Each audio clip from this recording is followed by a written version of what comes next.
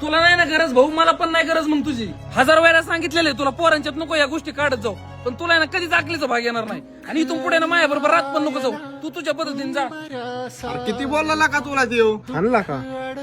यायचं दलिंद्र कायमच यायचं. ऋषा भास्कर याचं ऐकायचं. तुझा एवढा जोडीदार असताना एवढा अपमान नसता केला आमच्या पुढे तुझा.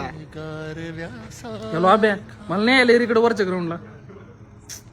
तुला बी आजच बाहेर जायचं होतं का?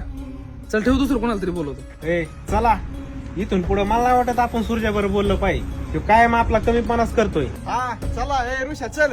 तुम्ही जावा, मी थांबतो इथं. का? तसं नाही रव्या, त्याला राग आला रे माझा, म्हणून तो बोलतोय. त्याला काय एवढं? अरे एवढा अपमान असतो काय? तू बिनला जाय थांबी दे. ए सूर्या चल. तुला म्हणलंय ना माझ्या बरोबर बोल नको, इथून निघ.